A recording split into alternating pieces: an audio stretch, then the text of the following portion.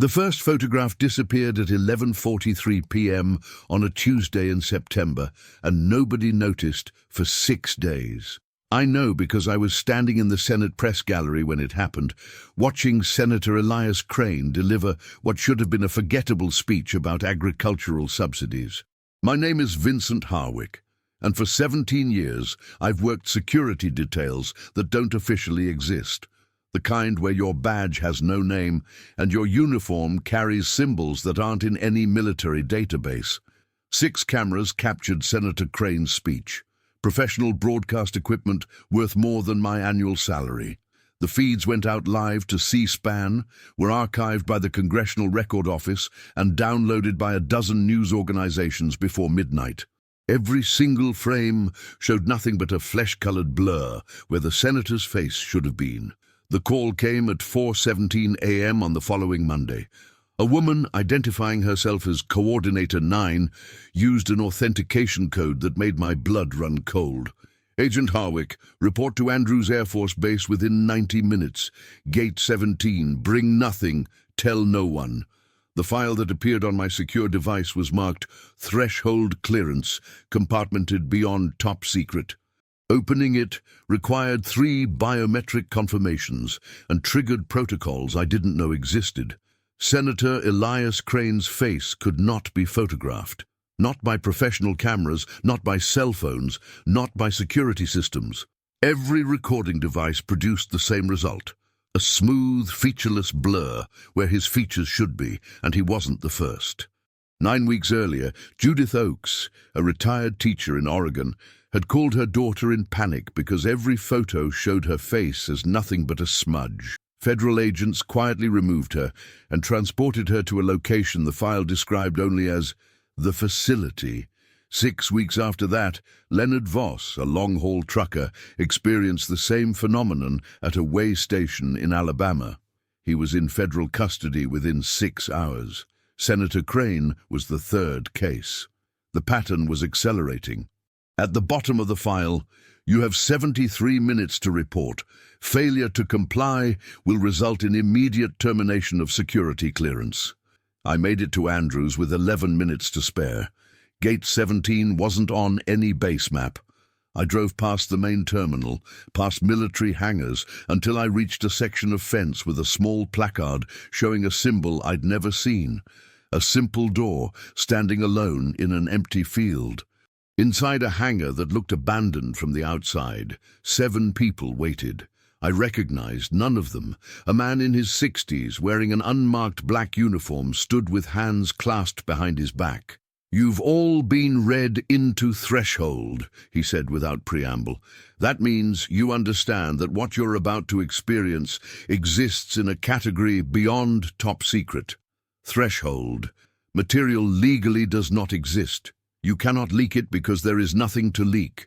He pulled out a tablet showing a photograph of the Senate chamber. Everything was crystal clear, except where Senator Crane stood. His face was only a smooth blur. This photo was taken yesterday. The camera was inspected. No malfunction. The raw digital file looks exactly like this. So do photos from Reuters, C-SPAN, and 16 different cell phones in the chamber. He swiped to another image. Same blur. This has been happening for 3 weeks. Every camera, every video recorder, every imaging device, they all produce the same result. We've tested military-grade surveillance equipment, thermal imaging, everything. His face simply will not be recorded. The hangar was silent, except for distant aircraft engines. The senator has agreed to come to the facility for evaluation. Your job is to ensure he arrives safely and remains comfortable. Under no circumstances are you to discuss this phenomenon within his hearing or give any indication you find this unusual. "Sir," I asked, "what's causing this?" His eyes fixed on me. "Agent Harwick, if we knew that, we wouldn't need to bring him to the facility, would we?" "One more thing," he continued. "The senator is the 3rd person this has happened to. The first 2 are already at the facility. What you must understand is that this is not a medical condition. This is not a technical malfunction. This is something else entirely." He paused. "This is why threshold exists. because sometimes the world changes in ways that can't be explained, can't be contained, and absolutely cannot be revealed. We boarded a modified C-130 with no markings. The flight took 2 hours wearing blackout goggles and noise-cancelling headphones. When we finally landed and removed our goggles, I found myself looking at a landscape I'd never seen despite years working in Nevada. The mountains were wrong, their shapes unfamiliar. The facility was barely visible, just low concrete structures that blended perfectly with the desert floor. No fences, no guard towers, no visible security, but I could feel the security pressing against my awareness like atmospheric pressure before a storm. Inside, a woman in her 40s introduced herself only as Dr. Castellanos. She wore expensive civilian clothes and consulted a tablet with professional efficiency. The visitor will arrive in 40 minutes. Your job is to escort him to evaluation chamber 3 and maintain position outside until the session concludes. Estimated duration, 4 to 6 hours. Doctor, I asked, what exactly will be happening? Her expression suggested she'd been expecting and dreading this question. We're going to determine why recording devices can no longer capture his image.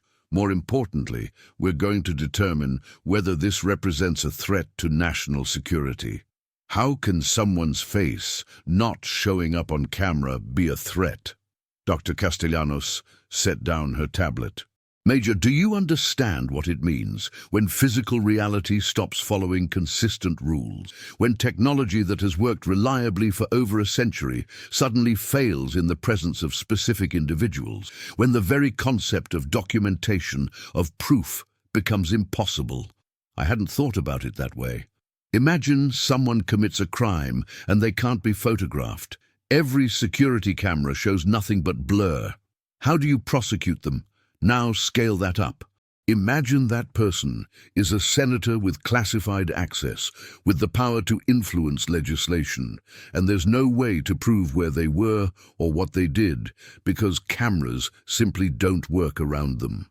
The implications cascaded through my mind. The senator isn't dangerous, Dr. Castellanos added quietly. At least we don't believe he is. But whatever is causing this phenomenon might be, and we need to understand it before it spreads. Spreads? The word came out sharp.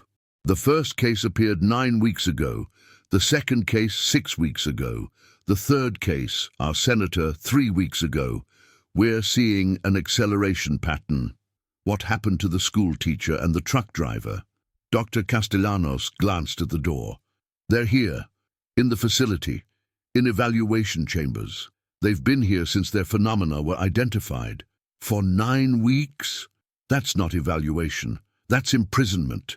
They volunteered, she said, but her tone suggested this was a technicality she didn't entirely believe. They understood they represent an existential question about reality, and they agreed that staying here, where we can monitor them, is preferable to being loose in the population. Does the senator know he might not be leaving? The silence was answer enough. An alarm chimed. 3 ascending tones. He's arrived, Dr. Castellanos announced. Remember your protocols. No names. No speculation. No indication that this is anything other than routine medical evaluation. The door opened, and 2 security personnel entered, followed by the man who would change everything I understood about reality. The senator was tall, perhaps 6'2", with broad shoulders and confident stride. Expensive navy suit, red tie. He carried a leather briefcase, but his face, God, his face, I could see it, clear as day.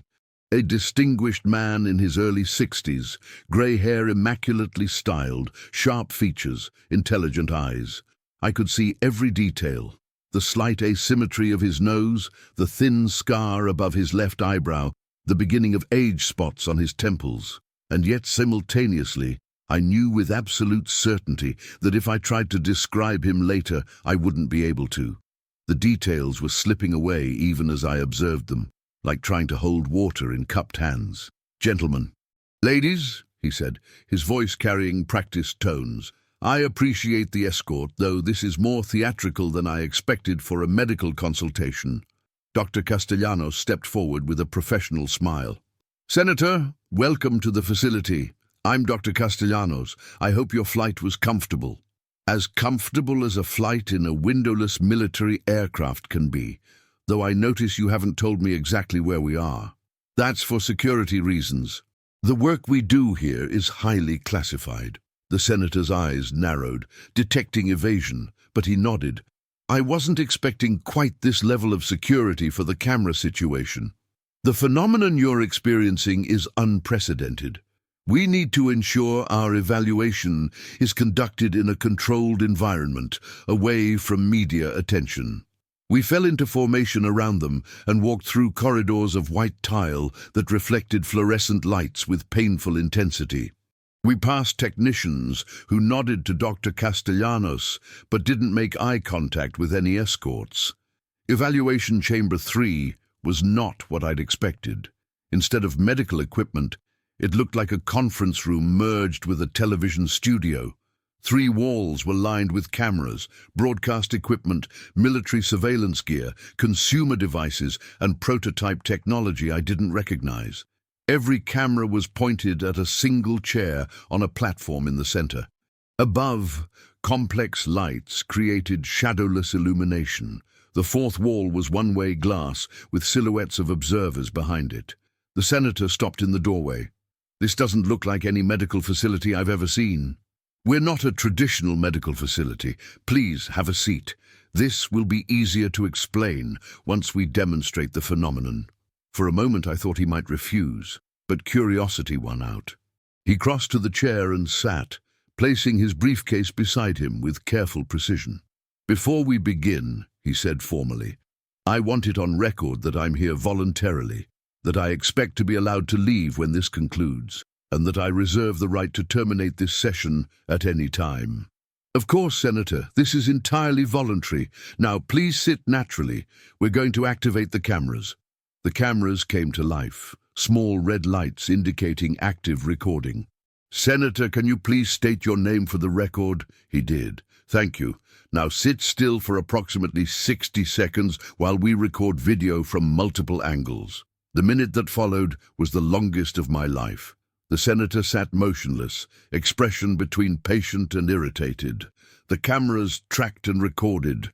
Nothing appeared unusual, except I was standing where I could see both the senator and one of the monitors displaying the camera feed. And what I saw made my understanding of reality crack.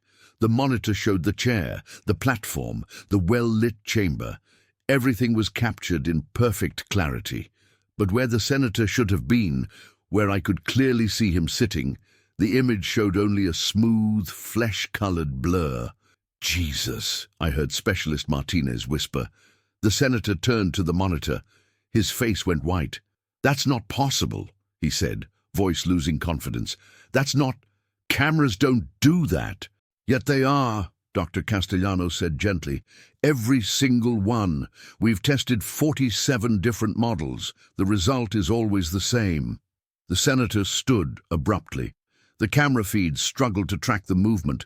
The blur shifted position but remained featureless. "What's happening to me? What is this?" "That's what we're trying to determine.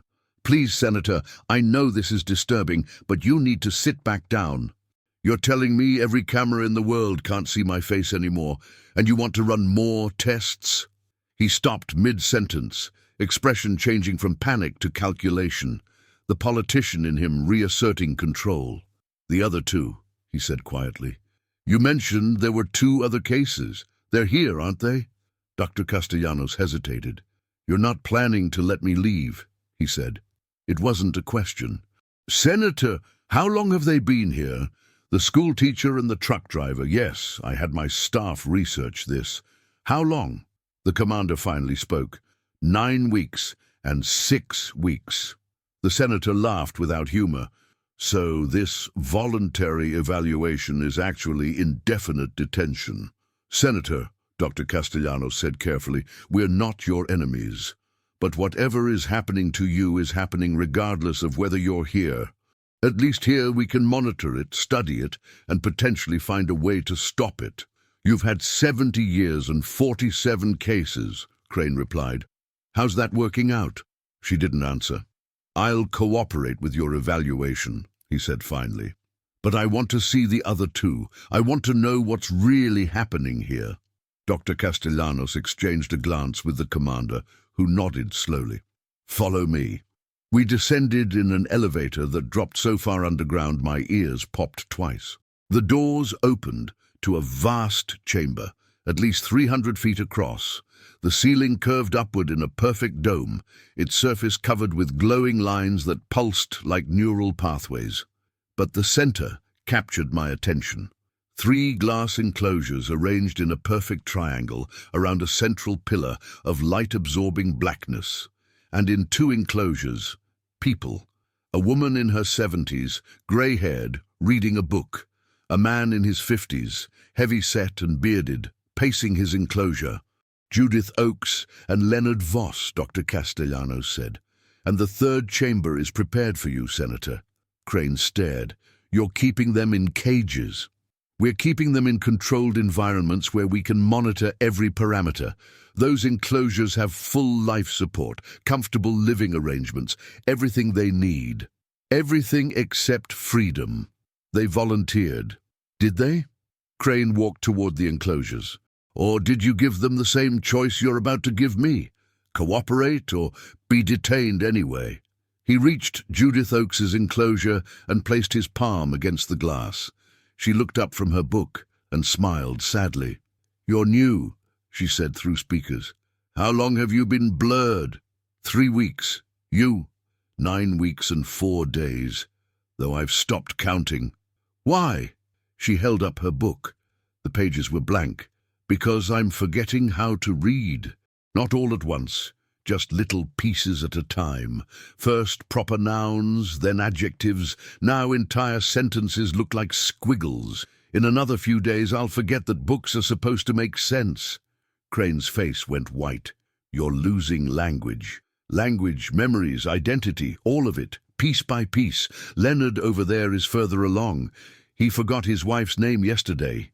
In the adjacent enclosure, Leonard Voss stared at his hands with confused expression. This is what's waiting for me, Crane said quietly. Slow erasure until there's nothing left. Yes, Judith replied, unless they figure out how to stop it, which they won't. Ms. Oakes, Dr. Castellanos said sharply, you're not helping. Helping? Doctor, I've been in this box for 9 weeks while you've poked and prodded, and you're no closer to understanding than when I arrived. You're not trying to cure me. You're just recording my death. That's not fair, isn't it? Tell me honestly, do you have any idea how to stop this? Silence. I thought so, Judith said. She turned to Crane. Senator, whatever they've told you is a lie. You'll be here until you disappear completely. That's all we are to them. Data points. Crane turned to Dr. Castellanos. Is that true? She met his gaze without flinching. Senator, we are trying to understand this. But yes, the evaluation will take as long as it takes. And yes, you'll remain here. We can't risk having people in your condition loose in the population. Why not? Because we're dangerous. Because you're changing. You're becoming something that doesn't fit within consensus reality. If you're out there when you start disappearing from memory, the ripple effects could be catastrophic. So you're keeping us here for everyone else's protection. Yes, not for ours. There is no yours to protect, Senator. Whatever you were before you touched that door is already gone. The words hung in the air. Then Crane spoke carefully. What door? Dr. Castellanos went pale. I didn't. You said before you touched that door. What door? The silence stretched until the commander spoke. Dr. Castellanos, you've already compromised the information. Might as well complete the briefing. She nodded slowly. Senator, all 47 cases involve people who visited the same geographic location in Nevada approximately 2 to 4 weeks before the phenomenon began. A site 40 kilometers from this facility, and at that site there's something that shouldn't exist. What? A door, standing by itself in the middle of the desert. No frame, no building, just a door. Crane's expression changed dramatically. "I've seen it." Everyone in the chamber went absolutely still. "3 weeks ago," he continued, "there was a town hall meeting in Nevada, and afterward I went for a drive. I found myself on a dirt road and stopped because there was something there. A door, old wood, brass handle, just standing in the desert. Did you touch it?" Dr. Castellanos asked urgently. "I opened it. I don't know why. Something was pulling me toward it. So I turned the handle and looked through. What was on the other side? Nothing. Just more desert, but wrong. The shadows fell at impossible angles. The sky was a color I don't have words for, and I could feel something watching me. Did you step through?" "Just 1 foot. Then I pulled back and drove away." It wasn't until 3 days later, when my press secretary showed me the first blurred photograph, that I wondered if something was wrong. Dr. Castellanos typed rapidly on her tablet. "This changes everything. All previous cases involved touching the door, but none reported actually stepping through. If you cross the threshold, even partially, that explains the accelerated onset." "Accelerated?" She looked up with genuine fear. "Judith Oakes took 6 weeks to progress from photographic blur to voice recording distortion. Leonard Voss took 5 weeks. Based on your timeline, you've reached photographic blur in 3 weeks. If the pattern holds, you'll reach voice distortion within another week and memory erasure within 2 weeks after that. So I have less than 3 weeks before I stop existing. We don't know, but we need to begin intensive study immediately." Senator Crane looked at the empty enclosure waiting for him. "And if I refuse?" "Then we'll sedate you and place you in the chamber anyway," the commander said flatly. "This isn't a negotiation. You stopped having choices the moment you touched that door." Crane laughed without humor. "You know what the funny thing is? I came here thinking I was going to be a victim. But now I realize you're not keeping me here because you're afraid of what I'll do to society. You're keeping me here because you're terrified of what I might become. Senator, that door, it's not just there, is it? It's the whole reason this facility exists. You built this place around it because you've known about it since 1947, and you still don't understand what it is." He walked toward the empty enclosure. "I'll stay in your box. I'll cooperate with your tests. But in return, I want the truth. All of it. The full history of Project Threshold, every case study, every research finding." Dr. Castellanos considered this. "Agreed. But understand, the truth is worse than anything you've imagined. I'm about to be erased from reality itself. How much worse can it be?" She smiled without humor. "You'd be surprised." Crane walked into the enclosure. The moment he crossed the threshold, the glass door slid shut. Immediately, dozens of monitoring systems activated. "Make yourself comfortable, Dr. Castellanos said through the speaker. "We'll begin tests in 30 minutes. I'll have the archive materials brought to you. Fair warning, there's about 40,000 pages. I have weeks, apparently. We'll do everything we can to extend that timeline. Will you? Or will you just document my decline with scientific detachment?" Dr. Castellanos didn't answer. Over the following days, I watched Senator Crane review 70 years of classified research. I watched him deteriorate in ways that made my blood run cold. The blur on cameras became active, moving, as if something swam beneath the surface. Then, on the 4th night, he vanished. Not escaped, vanished. The glass walls were intact, seals unbroken, but the man inside was simply gone. At 0317 hours, Dr. Castellanos explained, staring at monitoring data, his molecular structure began oscillating between dimensional frequencies. At 0319, he phased out of our reality entirely. Where did he go? Based on quantum signatures, he crossed to the other side, but not through the door. He went directly. Can he come back? We don't know. Then every monitor in the chamber flickered. The screens showing the empty enclosure went dark, then lit up again, showing something else. The other side of the door. Impossible geometric structures rose against a wrong-colored sky. Between them moved beings that looked almost human, but existed in multiple states simultaneously. "Can you hear me?" Senator Crane's voice came through speakers, now dual-toned and strange. "I'm not sure if this transmission is working." "We can hear you!" Dr. Castellanos shouted. "Senator, can you hear us?" "Yes, barely, but I promised to report back." The perspective shifted, showing one of the transformed beings close up. It was beautiful and terrible, its form constantly shifting. "This is where we go when we complete the transformation," Crane narrated. "We don't die. We don't disappear. We transcend. We become beings that exist in multiple dimensions, able to perceive and manipulate reality in ways human consciousness can't imagine."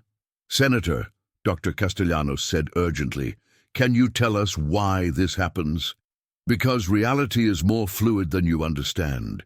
Your universe is just one frequency among infinite frequencies. The beings here exist in a frequency that's more fundamental, and the door is a natural consequence of two frequencies intersecting." "Natural? You're saying this wasn't created? It was created by intelligence, human intelligence, or rather, what humans become when they stop limiting themselves. You built this. Humanity built this. Not in your present, but in what you think of as the future. The beings here exist across all time simultaneously, and they've been calling humanity forward for thousands of years." Dr. Castellanos whispered, "That's impossible. Every mystical tradition, every religion that speaks of transcendence, where do you think those ideas came from? The door has always been here. Sometimes it manifests physically, sometimes only in dreams, but it's always been calling." "And the transformation?" the commander asked. "Why does it erase people from memory?" "It doesn't erase them. It frees them. You can't remember the transformed because you're locked into a single frequency. It's not that they've disappeared. It's that you've been left behind." The implications hit like a physical blow. "If what you're saying is true," I asked carefully, "then why fight it? Why have you maintained Project Threshold for 70 years? The perspective swung around, and for a moment I saw Senator Crane's reflection in a surface that existed in too many dimensions. The face was no longer human, but the eyes held something recognizable, because not everyone wants to transcend. Not everyone is ready, and forcing transformation on people who don't understand is a violation of everything that makes humanity worth preserving. Dr. Castellanos moved closer to the microphone. "So the door is a test?" "No, the door just is. It offers choice. But you've been trying to prevent people from making that choice. You've been capturing and studying the transformed, trying to stop the process, because you're afraid. Should we not be afraid? You should be informed. Which brings me to why I'm transmitting this. I'm coming back through, fully transformed, to prove the door works both ways, to show you that transformation doesn't have to be permanent, and to show you what you've been fighting isn't an invasion, it's an invitation." "Senator, wait!" But he was already moving. The perspective rushed toward the door. A hand, no longer entirely human, reached for the brass handle. The door opened, and reality broke.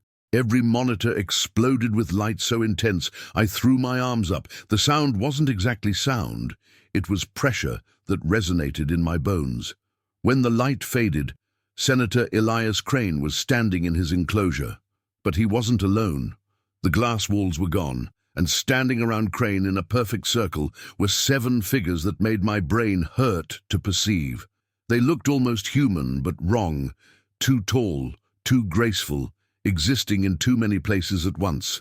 They were the transformed, beings who had crossed the door and never come back, until now.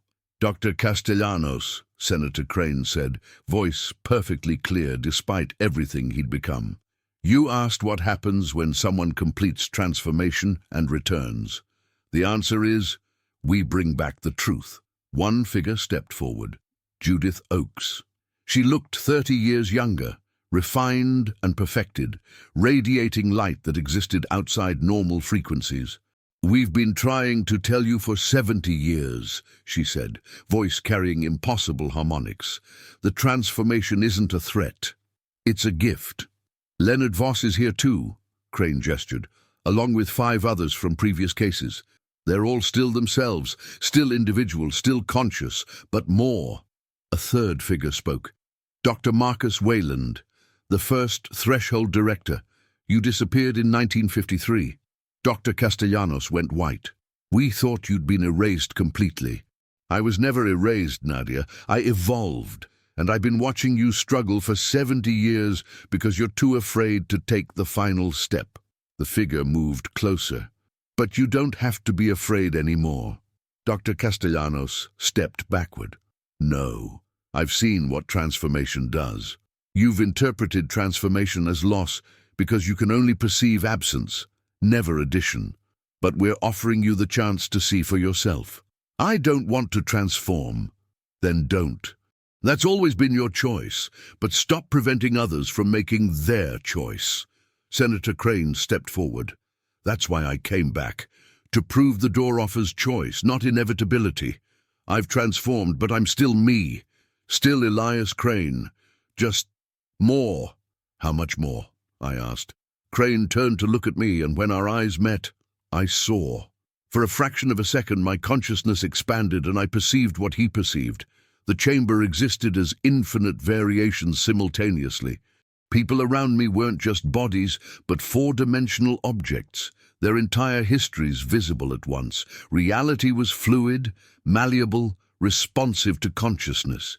Then the vision collapsed, and I was gasping. That's how much more, Crane said quietly, and that was just the tiniest glimpse. Over the following hours, something extraordinary happened. The transformed explained that the door had become visible to anyone within 5 kilometers. Within a week, it would appear on satellite imagery. Within a month, the world would know it existed. You can't contain this anymore, Judith Oakes said. The only question is whether you'll help humanity understand what it means, or fight the inevitable. Dr. Castellanos looked stricken. Visible? Do you understand what that means? Mass panic? Religious hysteria? We understand, and we've judged that humanity is ready. You've been ready for decades. Fear kept the truth hidden. So what happens now? The commander asked. Senator Crane smiled. Now, we offer everyone in this facility the same choice we were given. Come to the door, experience what we've experienced, then decide whether to cross or return. No pressure, no coercion, just honest choice. And if we choose not to cross, then you go back to your lives with full memory of what you've witnessed. You tell the world. You help prepare humanity. I looked around at assembled personnel. Some looked terrified, some fascinated, some, like Dr. Castellanos, torn between fear and longing. I'll go, I said suddenly. I'll go to the door. Specialist Martinez nodded. Me too. One by one, personnel began volunteering. Not all, several opted to remain, but more than half indicated willingness. Dr. Castellanos watched this with profound anguish. You're all willing to risk transformation. We're willing to risk ignorance, I corrected. That's worse. She looked at me, then nodded slowly. Then I'm coming too. After 70 years, I need to see if transformation is really the gift you claim, or the curse I've believed it to be. It's neither, Senator Crane said gently. It's simply change. The journey to the door took 3 hours by convoy. As we drove deeper into the desert, the landscape began changing. Shadows fell at wrong angles. The sky took on impossible colors. Reality itself became fluid. We crested a ridge, and there it was. The door stood alone in a depression, simple wooden door with brass handle, no frame, no building, just a door, existing because it could exist, reality bending around it. Carved into the ground in a perfect circle was the symbol, a door in an empty field. We approached on foot. With each step, perception intensified. I could see the door as it appeared in baseline reality, old, worn, mundane. And simultaneously, I could see it as it existed in higher frequencies. a construct of pure meaning, a threshold between states of being. The 7 transformed beings arranged themselves around the door. "This is where you make your choice," Senator Crane said. "Cross and transform, or observe and return. There's no judgment either way." Dr. Castellanos stepped forward, tears streaming down her face. 70 years I've spent studying this door. And now you're telling me I've been approaching it wrong? Just understood, Dr. Wayland corrected. The door isn't a threat to be managed, but an opportunity to be embraced or declined. Both choices are valid. Dr. Castellanos stared at the door for a long moment. Then she walked toward it, placed her hand on the brass handle, and pulled it open. On the other side was light, pure crystalline light containing every color and none simultaneously. Dr. Castellanos stood in the doorway, silhouetted against impossible light. 70 years I've been becoming something other than human, fighting it every step. And now, standing here, I realize something. She turned to look back. I don't want to be human anymore. I haven't wanted to be human for 50 years. I've just been too afraid to admit it. And she stepped through. For a moment, nothing happened. Then the light intensified and Dr. Nadia Castellanos emerged, transformed, transcended, complete. "Oh," she breathed, "this is what I've been missing. All these years I could have been this." She turned to us, smiling radiantly.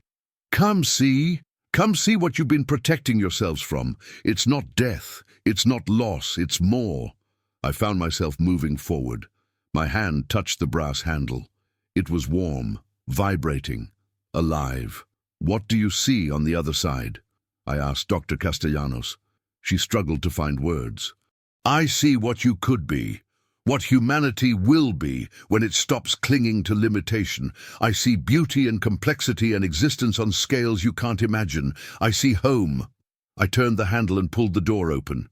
The light was indescribable, not just photons, but information, meaning, being itself made tangible. My consciousness expanded to accommodate what I was seeing, my neural pathways rewriting themselves, and I saw them. The transformed, thousands, maybe millions, every human who had ever found the door and made the choice to transcend, going back millennia, living lives I couldn't comprehend, but that looked absolutely alive. And I understood. This wasn't invasion, it was evolution, humanity discovering its next stage. The door wasn't created by aliens, it was created by us, by future humanity, reaching back to offer past humanity the chance to join them. We'd been fighting ourselves for 70 years. I stepped through. The transition was instantaneous and eternal. My body dissolved into information, then reconstituted in forms existing across multiple dimensions. My consciousness expanded to perceive reality as infinite branching possibilities. I could see Earth, or around it, or through it, spatial relationships getting weird. I could see baseline humanity going about their lives, unaware that millions of transformed descendants were watching, waiting, hoping they'd be ready to join us soon. "Welcome," Senator Crane said, appearing beside me in a form that was him but more. "Welcome to what comes next." "How long does this last?" I asked. "Forever, or until you choose to return. The door works both ways. Some cross, experience this, then choose to go back. Others stay. It's always a choice." I existed in that transformed state, exploring higher frequency reality for what felt like hours. And then I made my choice. I walked back through the door to baseline reality. The transition back was gentle. My consciousness compressed, body reconstituted in familiar form, and I found myself standing in Nevada desert again, the door at my back. But I was changed. Even though I'd chosen to remain human, I'd brought back memory, and that memory would never leave me. Around me others were making the same choice. Some crossed and returned immediately. Others crossed and didn't come back, choosing to remain transformed. And a few stood at the threshold, paralyzed by the magnitude of the choice. Specialist Martinez emerged from the door minutes after I did. her face transformed by wonder, despite her body remaining human. "Did you see it? Did you see what we're capable of becoming? I saw, and you came back?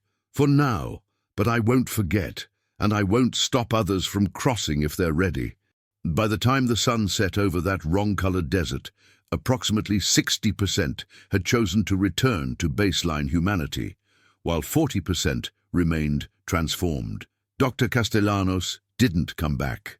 Neither did Senator Crane, though he sent a message through one of the returners. "Tell the world what you've seen. Tell them the door is real, transformation is possible, and humanity's evolution is just beginning. Tell them not to be afraid." Colonel Vance, the commander whose name I finally learned, stood beside me watching the sunset. He'd returned to baseline humanity, but I could see in his eyes he'd been changed. "So, what do we do now?" he asked quietly.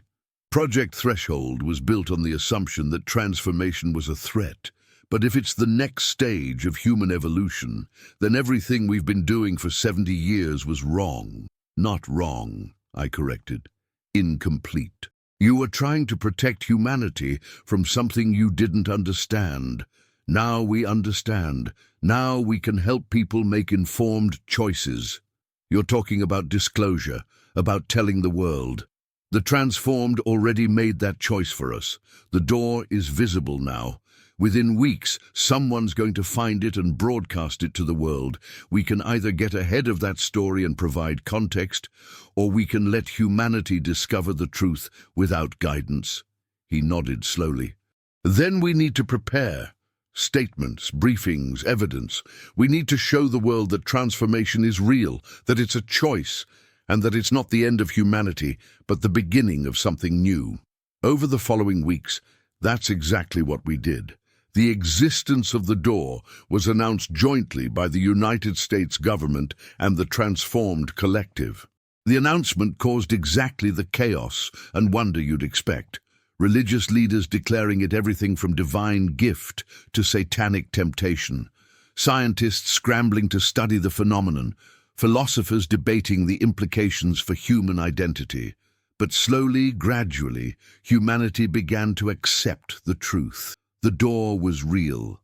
Transformation was possible. Everyone would eventually have to make the choice about whether to remain baseline human or evolve into something more. Some people crossed immediately, eager to transcend. Others refused, adamant about maintaining their humanity. Most waited, watching, learning, trying to understand what they'd be choosing. And the transformed? They didn't judge. They didn't pressure.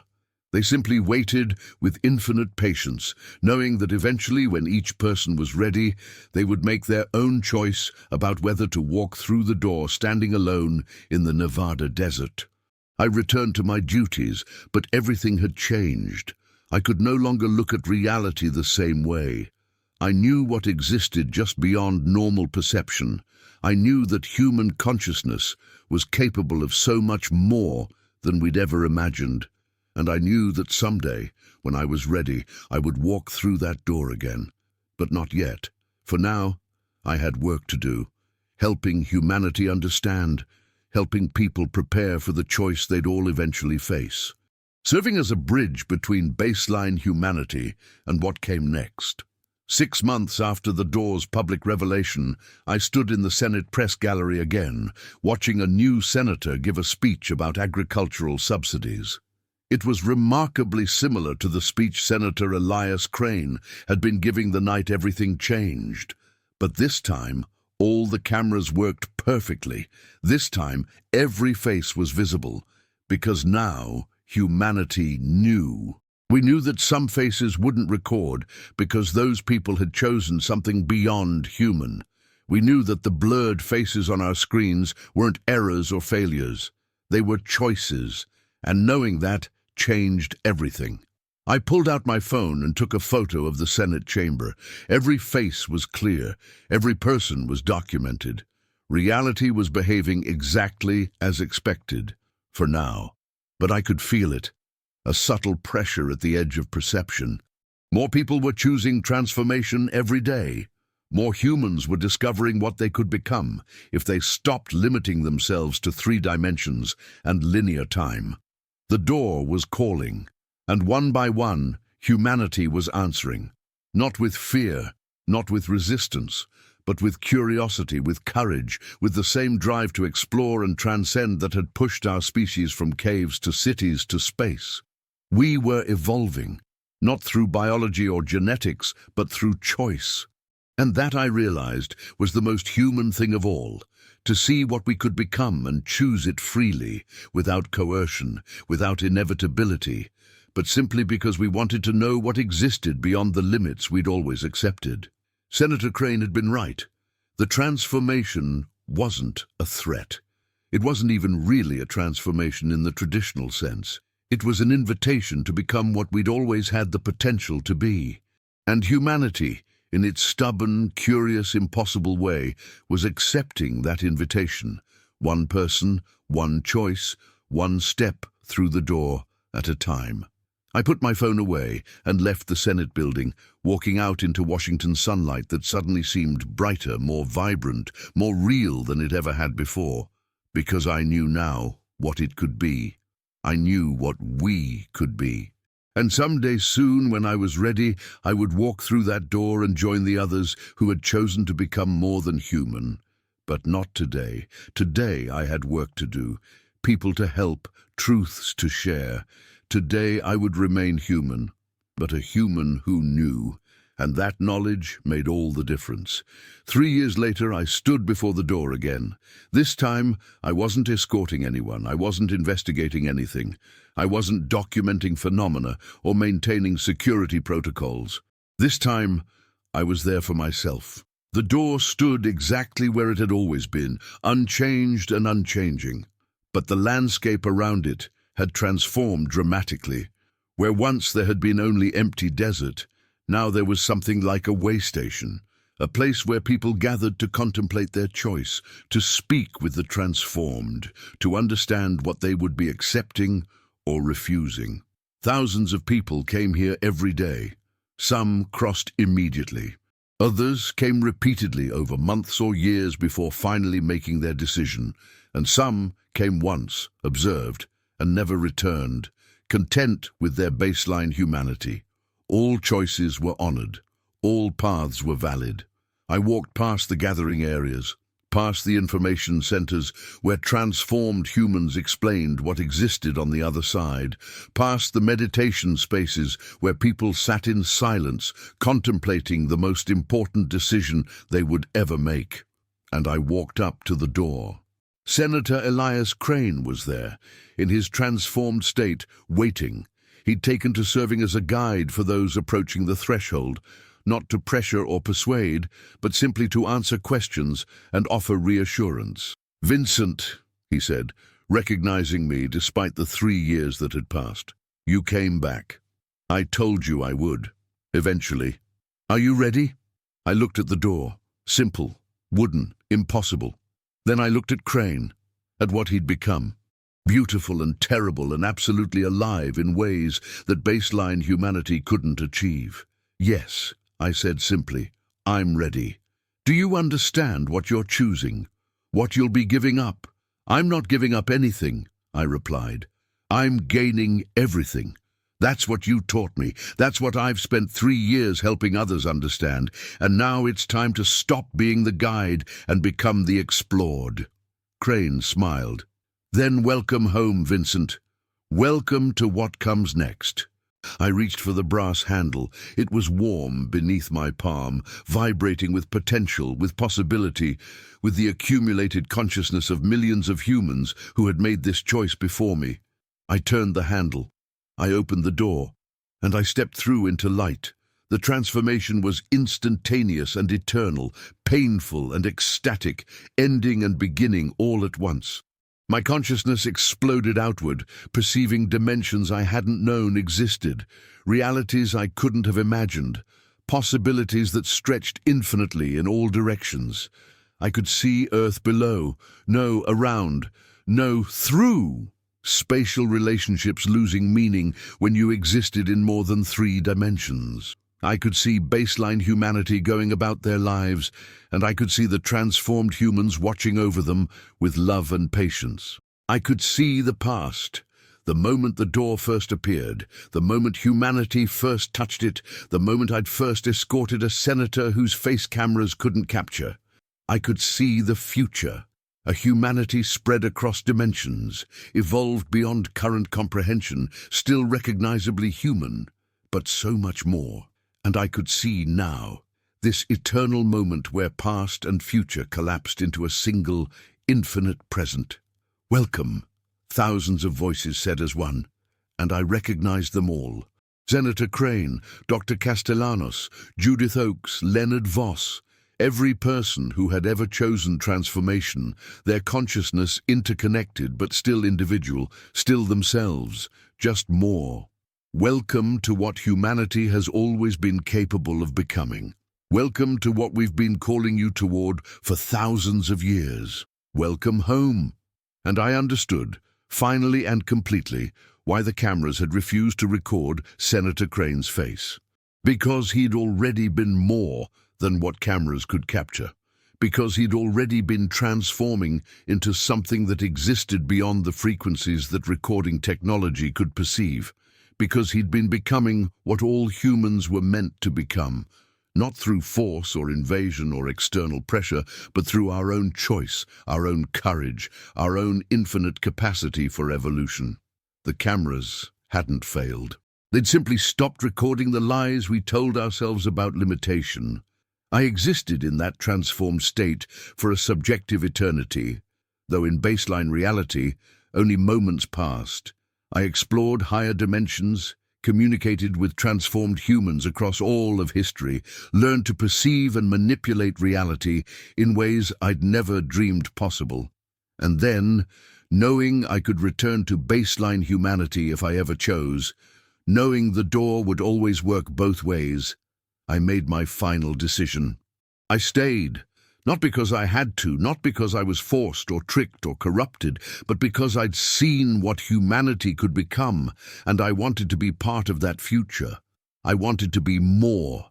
And somewhere, in a facility deep beneath the Nevada desert, monitoring equipment recorded my departure from baseline reality, my molecular structure oscillating between dimensional frequencies, my consciousness expanding beyond measurable parameters, my physical form phasing out of normal space-time. The technicians would mark it in their logs. Subject 184, Vincent Harwick, underwent voluntary transformation at 15:47 hours. And they would add my name to the long list of humans who had chosen to become something more than human. But they wouldn't mourn.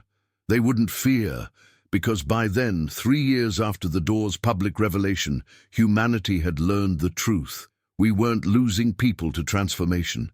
We were gaining dimensions. And that was the most beautiful, most human, most impossibly wonderful thing that had ever happened to our species. The cameras still refused to record transformed faces, not because of malfunction, but because transformed humans existed in frequencies beyond electromagnetic recording. But that was okay, because we didn't need cameras anymore. We had truth, and truth, it turned out, was so much more beautiful than any photograph could ever capture.